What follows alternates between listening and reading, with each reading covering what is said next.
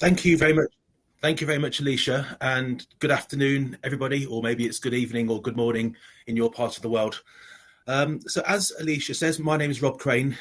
I work in the English language teaching unit, which is part of the Centre for International Training and Education at the University of Leicester, and I'm one of the assistant directors in the centre. So as Alicia says, today I'm going to talk a bit about English language skills, the English language requirements of the university, and also how the university can support your English language skills, the development of your English language skills in several ways. So just to start off, if you're here today, you must already have done a bit of research about how to apply for a master's course. Maybe you've attended some of the other sessions that Alicia has referred to. So to apply for a master's course, you generally have to complete 4 tasks. There's an online application form, which you can find on the website. You'll need to prove your academic history. You'll need to meet the academic entry requirements of the course. We will need from you 2 references or contact details for 2 referees. But also, today we're here to talk about proof of English language competency and how you can do that.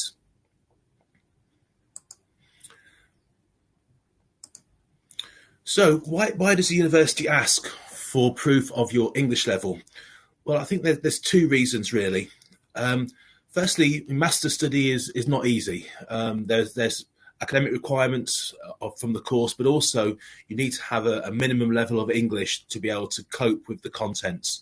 So we want to make sure that you have that level so that you can understand what's going on, you can participate in class, and you can write assignments or exams of a high academic level. So to do that, we need to be sure that you can cope with all that. And that's in your interest as well, because that will then maximise the chance of your success. But also there is a government immigration requirement.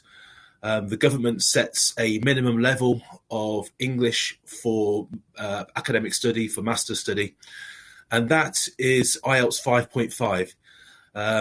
That's not the overall IELTS score, that's the minimum component score as well. So that's an important point. Everybody who uses the IELTS test to prove their English must have a minimum of IELTS 5.5 in each skill. So each of our master's courses has an English language entry requirement. So generally, if you're studying a more technical subject like engineering and maths, computer science, where maybe there's less requirement to write long academic essays and there's more focus on experiments or technical knowledge, the IELTS score is a bit lower. It's IELTS 6. For social sciences, for humanities courses, business, media, museum studies, it's a bit higher. It's IELTS 6.5. And these are pretty standard across universities of a similar standing and ranking to us. So IELTS 6 and 6.5 tends to be the standard entry requirement. There are some anomalies, such as I found medical research requires IELTS 7. What's important is that you check the web page of each of the course that you're interested in applying for, because some courses will also have minimum component scores. So, for instance, I was looking at LLM commercial law. They're looking for IELTS 6 in writing, as well as 6.5 overall. So on each course web page, you'll see the menu down the left-hand side, you'll see the course description. Click on entry requirements, and that will tell you what you need to meet the requirements, both academic but also English language. And that is on every course web page. So do check this carefully because this is the evidence that you will need to provide. So we talk a lot about IELTS, and I've mentioned IELTS already.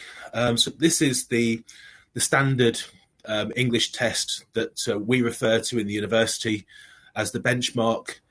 There are other tests available, which I'll talk about in a second, but If you look on our web pages, if you look at the English language teaching unit's web pages, we refer to IELTS as the standard.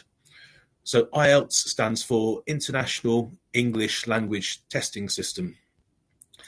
And there are several different types of IELTS available. So if you click on the IELTS webpage, you'll see some of these. So it's important to know which IELTS test to take.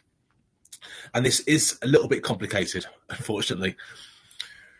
So generally, to apply for a master's course, you'd need to take an academic IELTS or an online IELTS. So if you achieve 6 or 6.5, depending on your course, you will meet the entry requirements of the university. There is, if you're applying for pre-sessional courses, which I'll talk about a bit later on, you must take a UKVI academic IELTS. And this is not a university requirement, this is a government immigration requirement. So that there aren't as many test centres for UKVI IELTS. So you need to check carefully which IELTS you are applying for. You may also come across a general training IELTS. This is not acceptable for either master's application or for pre-sessional application. This is mainly for, say, a company who want to test the English level of a job applicant.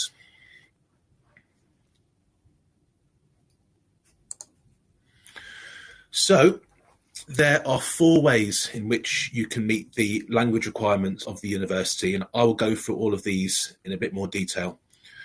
So firstly, you could have completed undergraduate studies in a country which is recognised by the university as teaching in the medium of English. Secondly, I've talked about IELTS scores. You can provide your IELTS score or a similar test, or you might have a suitable, taken a suitable exam in your home country.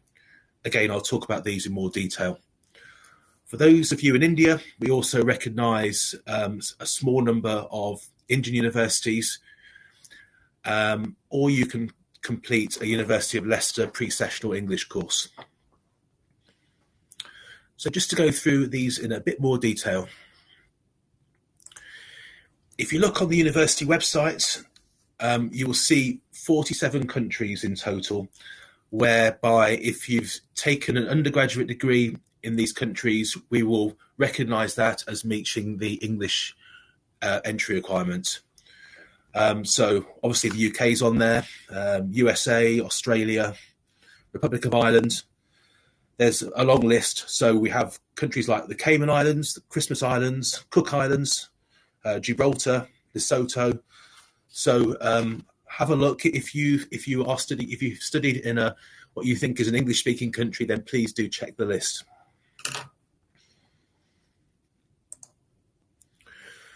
So I mentioned about other tests being accepted in addition to IELTS.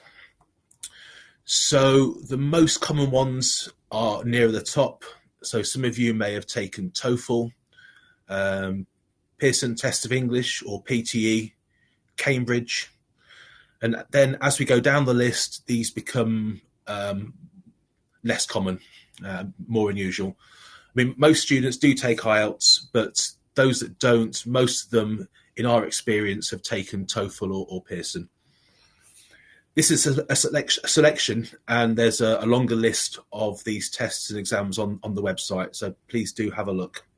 You will also see the equivalent scores as well, so how we match the scores of these different tests and exams to IELTS 6 and 6.5.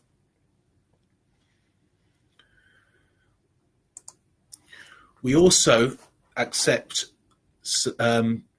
English tests, English exams in different countries.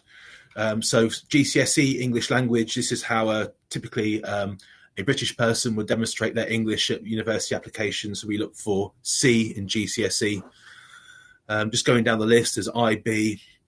For those of you in West Africa, we have NECO and WASI that you should have taken at high school. There are some Hong Kong tests. For those of you who are in India, we will also accept Standard 12. So state board or national board, and there's a different entry requirement for each. I think most students take the state board. But again, this is a selection. If you go on the university website, you'll see the full list. There's countries like Poland on there, many European countries, France. So have a look.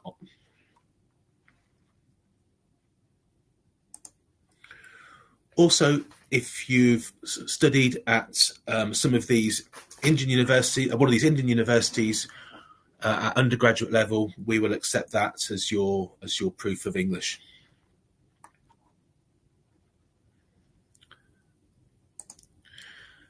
And finally, I'm going to talk about taking pre-sessional English as a means of meeting the entry requirements. So generally, pre-sessional English is taken by students who have a lower level than IELTS 6.5 or 6, depending on their degree, and they come to study with us for a period of time. And if they pass the course successfully, then they will meet the entry requirements. And what's really interesting is that when we speak to students about why they have taken the pre-sessional, they always cite this top reason. It's the way in which they meet the entry requirements. They don't need to take another IELTS test.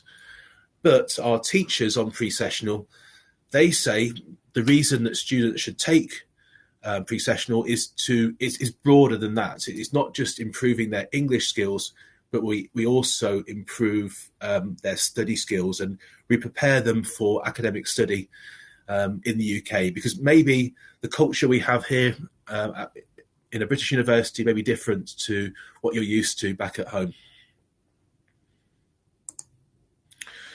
This is quite complicated, but what this table tries to show is that depending on your entry level, what IELTS score you have, it determines the length of time that you have to study pre-sessional English to meet the entry requirement. So on the right, these are IELTS scores. So you can join our pre-sessional classes with IELTS as low as 4. So that's quite a low level. But then you'd have to study for a longer period. So you can join from between IELTS 4 to IELTS 6. So IELTS 4, you would have to study 4 modules. Each of these modules lasts for 10 weeks. So you would study modules A, B, C, or D, and D, which is 40 weeks in total. And then you would meet the entry requirements of the university. So those students with higher levels, they have to study for a shorter period. The most common course that students study with us is Module D, which has an entry-level IELTS 5.5. This is a 10-week course, and our summer Module D is by far the busiest course that we run each year. There's also a 2 weeks course. This is for students that have already met the English conditions of their offer, and it prepares them for university study by developing their study skills. And I'll talk about this a bit more in a bit. So this is how we structure our year. We have 4 terms in the year. Each is 10 weeks long. And then we run the different modules at various times of the year. So I talked about the students who had IELTS 4. They could start in term 1. They do module A, module B in term 2, module C in term 3, and module D in the summer. So each time they're studying for 10 weeks and they're improving their IELTS by 0.5. So we're currently in term 3, which started a few weeks ago. And then our busiest term is the summer, which is term 4, where we have modules C, D, and E. So a bit more about the pre-sessional course.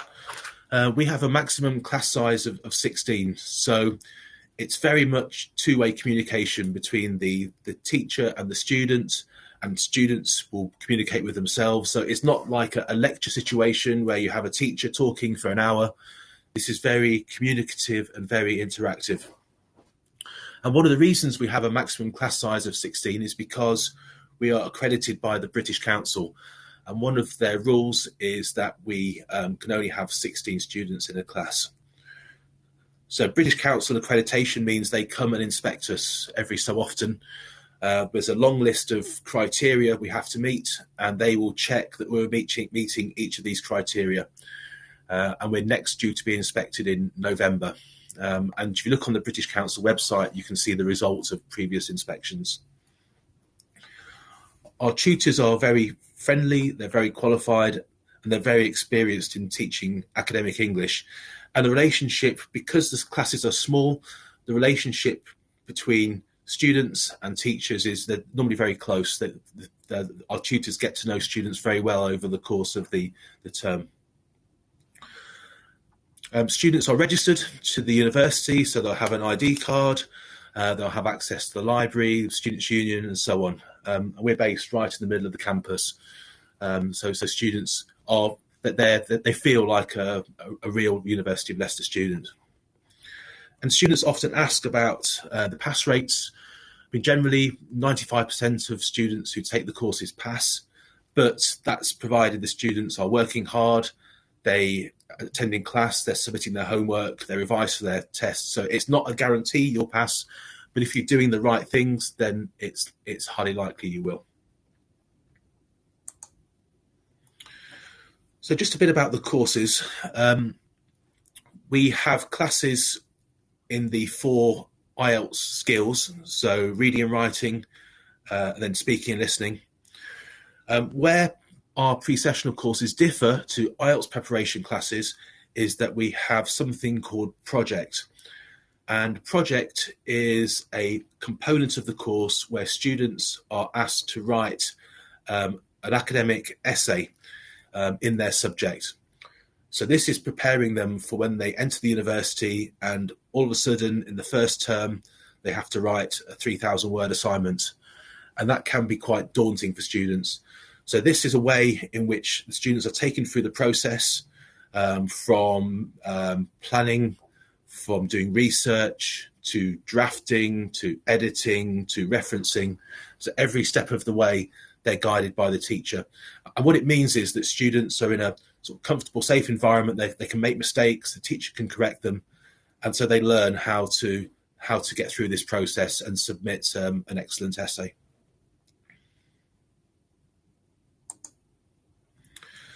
So we have slightly different structure.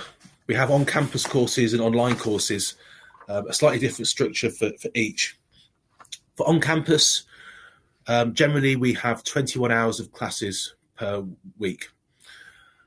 So that means every morning 3 hours and then 2 hours for 3 afternoons a week. And there are 2 afternoons spare for students to do self-study. Generally 15 hours a week of self-study is expected. During the pandemic, we developed online courses, and they are still running this year. So generally, because sitting in front of a laptop is a lot more difficult than being in a class, we have fewer live classes, 8 to 12 hours a week, but then there's more independent study. It's important to say that students must attend the live classes. It's not enough to watch the video recordings afterwards. Students must attend the classes to pass the course. So I mentioned that the summer term we have modules C, D and E. All of them will be on campus, and modules D and E will also be online. So module D is for students with IELTS 5.5 and module E is for students with IELTS 6. So if you're interested in pre-sessional, these are the important dates this year. We have brought forward the start of the online courses this year, and that's to allow students who complete the course more time to go through the visa application process. Generally, the deadlines for on-campus courses are shorter. We have deadlines coming earlier, and that's because students need to apply for their visas. Obviously, for an online course, there's no immigration requirement, so the deadline can be a little bit later.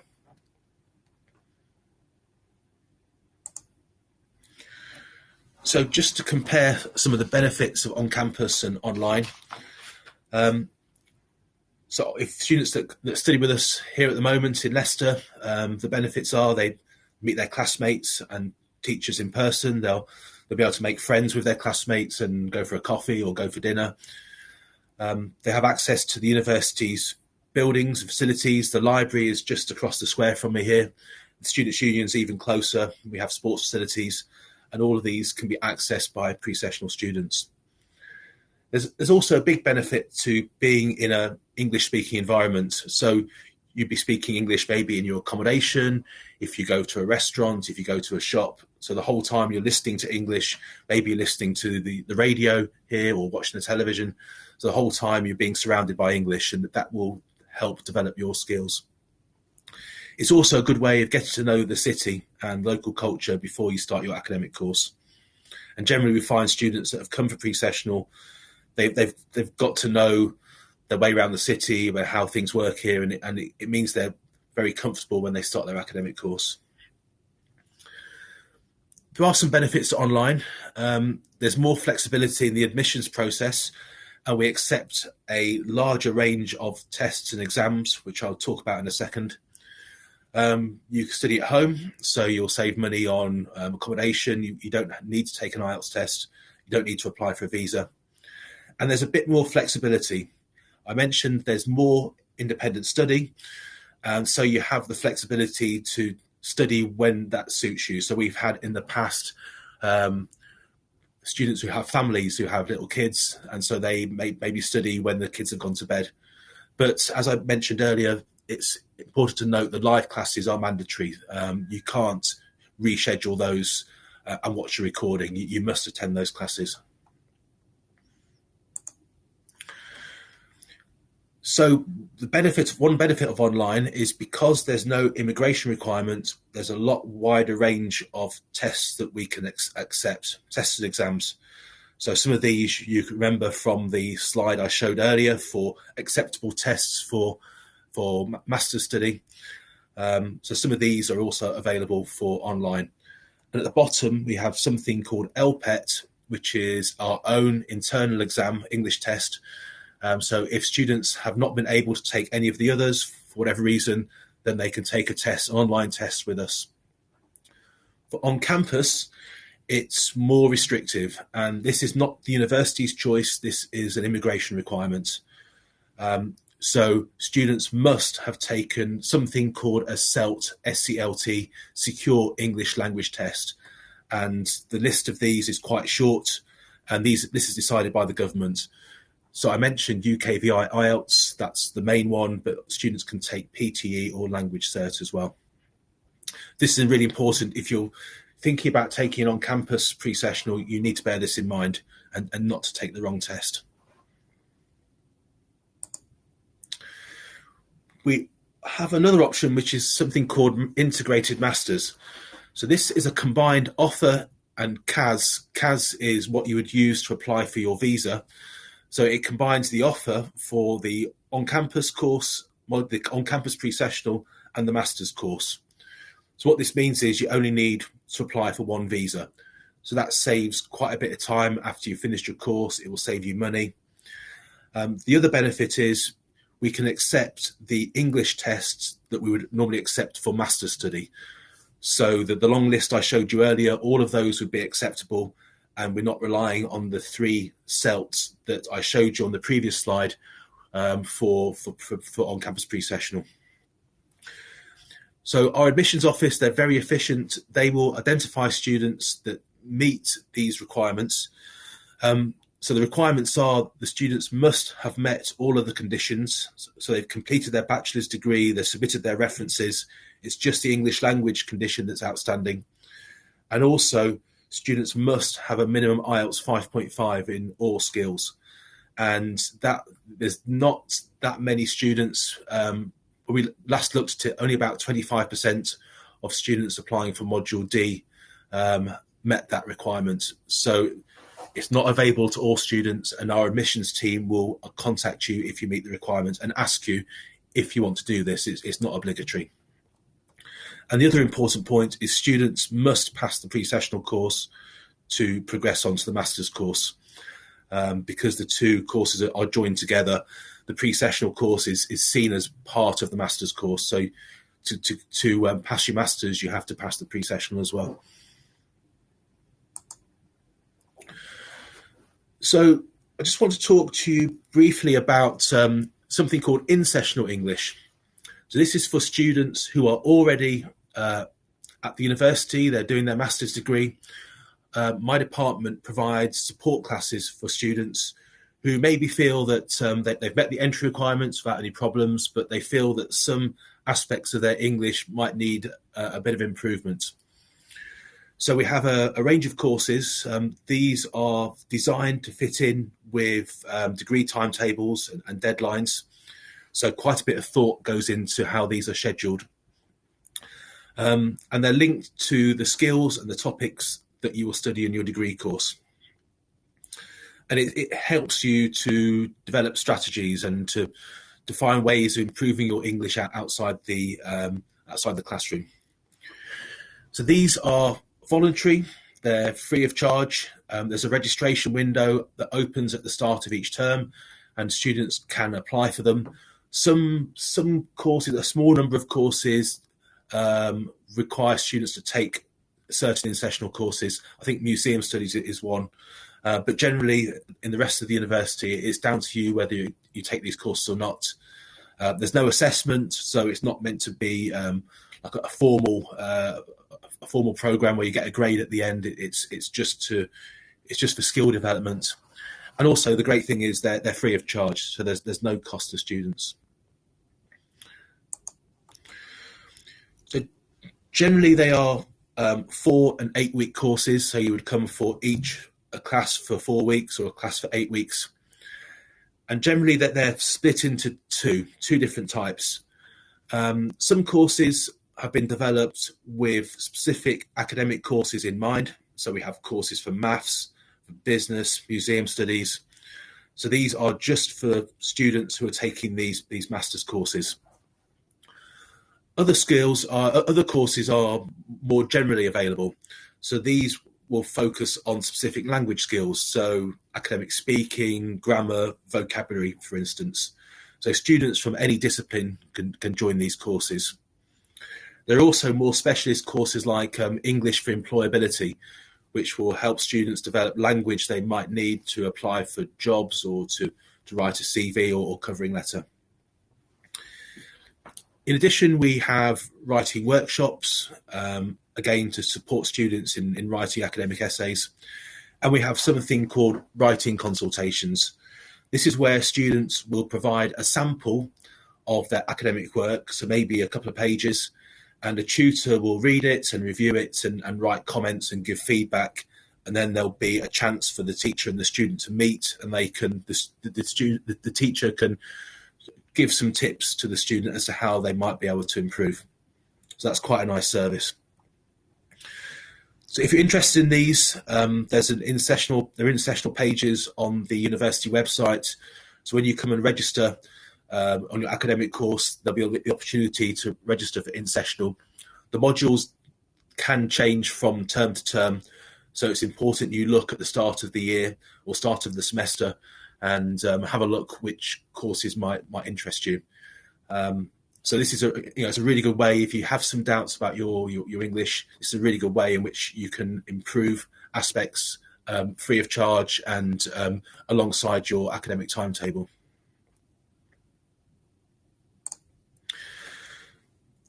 So similarly, I mentioned HeadStart Plus. This is a 2-week course at the start of the academic year. So it takes place in September, just before academic registration. This is for students who have met all the conditions of their offer. And so the idea is, this is similar to the project class I talked about earlier. So it will take students through the process of writing an academic essay. So right from the start, so from starting with a title and drafting a plan and doing some research through to submission. And when the students submit their essay in HeadStart Plus, the teacher will read it and will give comments and feedback. It's not marked.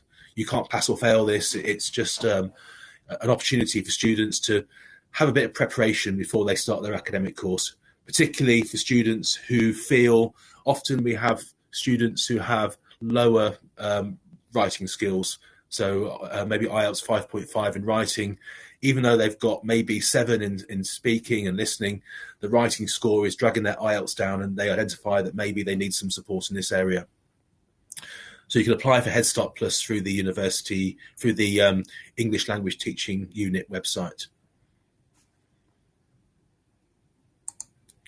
And just one final slide for students interested in improving their English. We have some summer schools. These take place in August.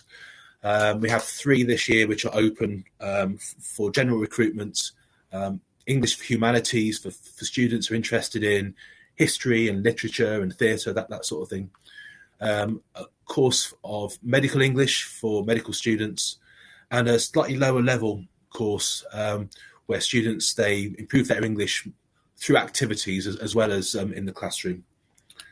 And then I mentioned HeadStart Plus at the end. Okay, so that's the end of my presentation.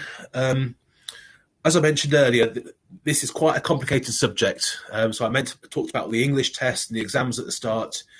There will be different students from different countries who have taken different undergraduate courses or different high school exams, will be in a different situation. So it's quite difficult to advise on specific cases. If you have a specific question, the best email address is our admissions department. This is a department that ultimately will issue you with an offer or not, or ask you or list your conditions to meet your offer. So if you have specific questions, these are the best people to speak to. This is my email address. If you want to ask about any aspects of the pre-sessional course or other courses I've spoken about earlier, please feel free to email me. And then you can read more about pre-sessional and Insessional and HeadStart Plus at the English Language Teaching Unit website, which is at the bottom there. Okay, Alicia, I think that's me done. I'll hand back to you. Yeah, thank you so much for that, Rob. We have had a few questions come through, which is really, really nice to see. So hello to Fatma, and also hello to John as well, who have kind of been interacting with us on the chat. So Fatma had a couple of questions. They are sort of specific, but I think hopefully you can at least provide a little bit of advice. If not, I have put the PG Admissions email address in the chat as well. So the first question from Fatma was actually, so they've applied for the master's degree for 2023. They've got IELTS overall score of 6. They've applied for Module E as the requirement is 7 for their course. They haven't accepted the offer yet, as they're waiting for the English Module E course to start. So should they accept the offer before the English course? What kind of order of events do these things take place in, I guess? Yeah, that's a good question, Fatima. So you will be given, you would have been given a conditional offer for your academic course. The condition is passing Module E. So the process would be to accept the offer for Module E, to study Module E. Once you successfully complete Module E, you will receive an unconditional offer letter from the admissions office. If you accept that, you will then be given your CAS, which is your confirmation of acceptance for study, which you then use to apply for your visa. So the university will not issue that CAS until you've met all the conditions of your offer. So that's why at the end of the course, a lot of things happen. So you'll take your exams, you'll pass your exams, hopefully. We send the list of students who have passed their exams to admissions, and at that point they process these unconditional offers and then their CAS. So it's important at the end of the course to act quite quickly, because you have a limited amount of time between the end of pre-sessional and the start of your master's course. That's really great. Thank you for that, Rob. And it actually covers kind of the next question. So Fatima actually asked then, can I proceed for visa application if I still have a conditional offer? I think you've covered that one really nicely. So thank you for that. And then in terms of kind of what Module E looks like, Fatima also asked if there was an exam after finishing the module. I think you touched on it very briefly, but I just wanted to double check. Yes. So you'll be sorry to hear there are 4 exams in the 4 IELTS disciplines. But then also there's that 5th component I talked about, which is project. So you have to pass all 5 of those. There is a retake system if students do fail, but you have to pass all 5 to progress. As I mentioned earlier, that the pass rate is high. So without wanting you to be complacent, if you are doing the right things in class and you're working hard, then there's a very good chance that you'll pass. Super. And then I think you did mention this, but in terms of applying for the integrated masters, is that something that admissions will sort of offer to you, or is that something that students are able to apply for? No, so it's something that admissions, they will identify students that meet the criteria. And as I mentioned earlier, not every student will, either because they haven't got IELTS 5.5 in each of their IELTS components, or because they have other conditions outstanding. So maybe there's a reference missing. So Fatima, if you applied for online, the online course, integrated masters does not apply because there's no CAS for the online course. There's no immigration aspect to the online course. The idea is it's for students coming to on campus, and so students who don't go for the integrated masters, they have to apply for their visa to come for their pre-sessional. Once they've passed their pre-sessional, they have to apply for a visa, then a second visa for their master's course. And they don't have to leave the country. They can do that from Leicester. That's okay. But for online, it's different because there's no immigration requirement for the first part. So the only CAS that you apply for, your visa you apply for, is the second part for your master's course. Lovely. And then John also asked a question. If I have an unconditional offer, do I still need to take the IELTS for UK visa application in Ghana? So I appreciate it. Again, might be a specific question for admissions, but I wanted to check with you. No, I mean, if you have an unconditional offer, then that's great. I'd imagine if you're in Ghana, you've taken the WASI or the NECO. So the university would accept that. If you've achieved the right score, the university would accept that as you're meeting your English language condition. So that's absolutely fine.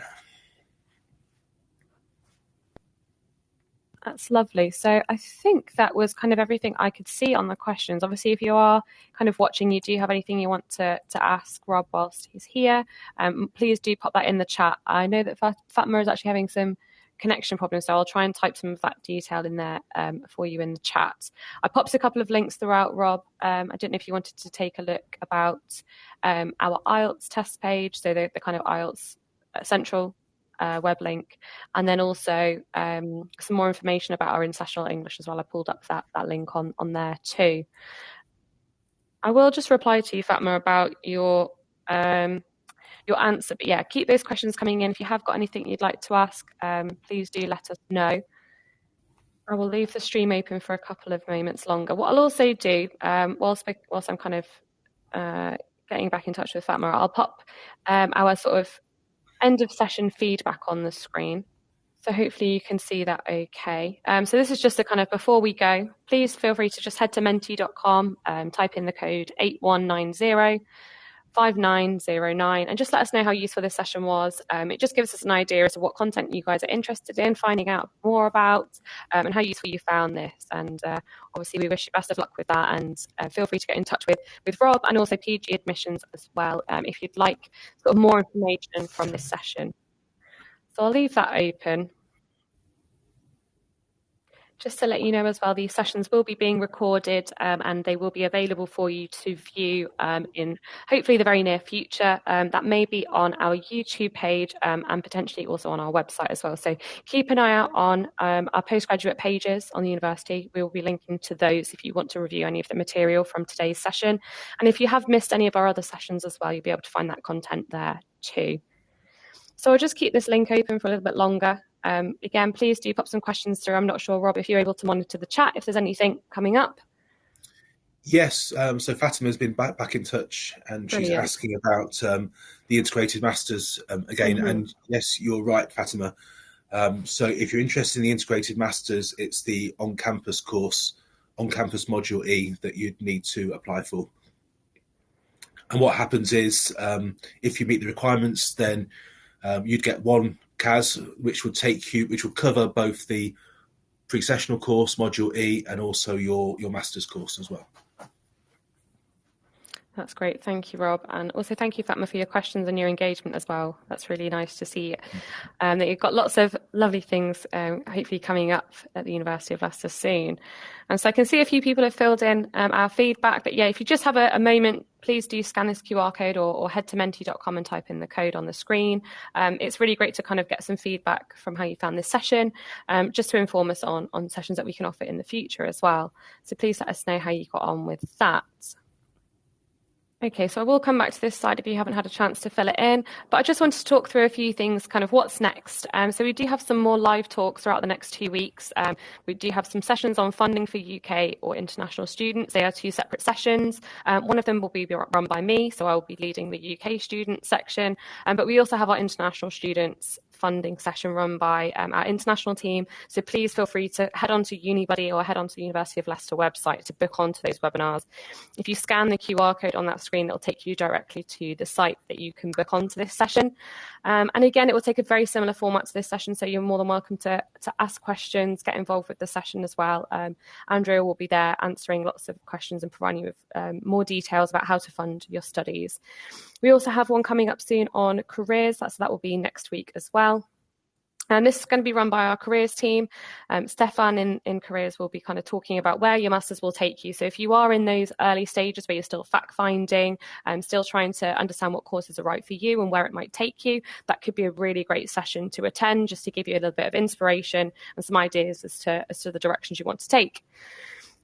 There's also another session, so for those of you who might be looking towards PhD study in the future, we also have our head of the doctoral college, Alex, joining us next Friday for a session on all things PhD information. So how to apply, where you might find opportunities for. So if you are starting to think about those next steps beyond your masters, feel free to take a look and join that session as well.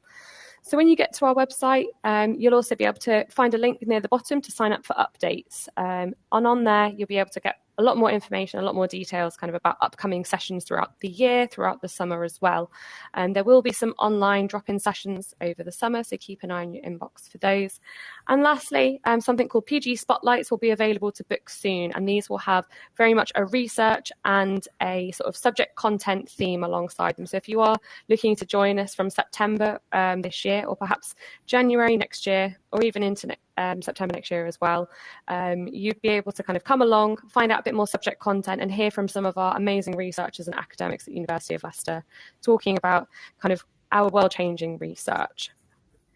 So I will just head back to that Menti slide. If anyone did kind of miss the code on there, feel free to just head on to Menti and type in the code on the screen and just give us a bit of feedback.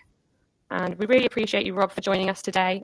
Honestly, that was really helpful. I learned a lot as well. So that was really great too. I'm going to stop sharing now so I can just come back to our Unibuddy site. That's lovely. So I don't think we've had any more questions through, Rob. So I think if anyone does have any questions, the details are in the chat. And like I said, these will be made available shortly after the session. So thank you so much again, Rob, for your time today. And thank you very much, everyone, for joining and tuning in. I hope it's been really useful. And please do get in touch with us. We love to hear from you and, support you with your application process. And best of luck with everything. So yeah, thank you very much.